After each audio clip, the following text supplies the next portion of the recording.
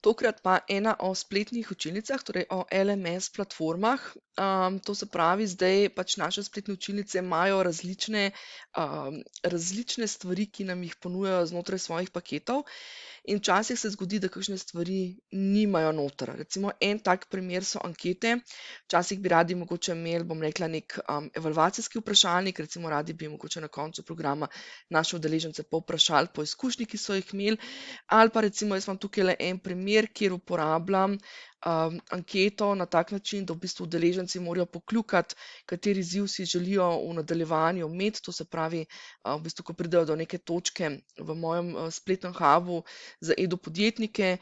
ko pridejo do faze, promoprodajne faze, ko se začnejo ukvarjati torej s temi, bom rekla, vsemi aktivnostmi v zvezi s promocijo in prodajo s pomočjo digitalnih orodij, ne, skratka pridejo do točke, ko imajo različne potrebe in takrat v bistvu se odločijo tako, da v bistvu izberejo en izziv in jaz jim ta izziv potem naslednji dan v roku 24 ur, potem, ko dobim ta njihov poziv, jim dodam torej med spletne tečaje. In tukaj pravzaprav sem uporabila orodje Google Forms, namreč platforma Teachable, ki jo sama uporabljam, tega nima, to se pravi, nima tega orodja za ankete, da bi lahko udeleženci nekaj izbrali, tako da sem se odločila pač in sem to naredila čisto simpel z brezplačnim orodjem Google Forms, ki ga imamo pravzaprav vsi, ki imamo svoje Gmail račune. Tako da ni vedno, no, tisto, kar želim poudariti, ni vedno nujno, da imate vsa orodja že na voljo znotraj spletne učilnice. Mogoče za primerjavo, recimo Thinkific na primer ima ankete noter oziroma pač neko to obliko. Skratka, ni pa treba zdaj zaradi tega, da rečemo, ok, zdaj bom jaz pa rabila mogoče ankete, bom zaradi tega se odločila za Thinkific namesto Teachable. Bom rekla, ni toliko, bom rekla, imeti ankete najbrž ni toliko zelo pomembna zadeva, vsaj za večino od nas, ne, da bi bil to odločilni faktor. Tako da, kadar naletite na to zadevo, da v spletnih učilnicah nimate orodja, ki ga potrebujete mogoče v tistem trenutku oziroma za tiste namene, se da vedno poiskati, bom rekla, tudi neka zunanja orodja, neke zunanje rešitve in se jih takole na en tak lep način, bom rekla,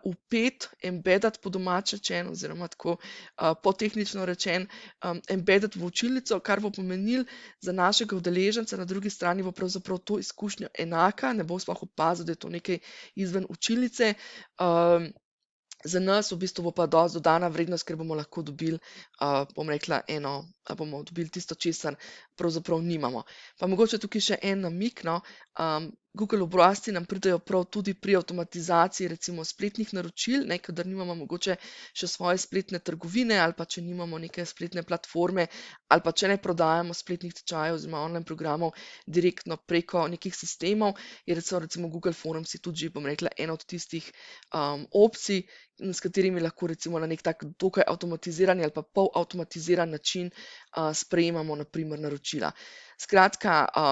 vedno iščemo tudi druga orodja, skratka nismo omejeni zdaj samo na to, ker imamo znotraj spletnih učilnic, ampak iščemo oziroma gledamo širše rešitve.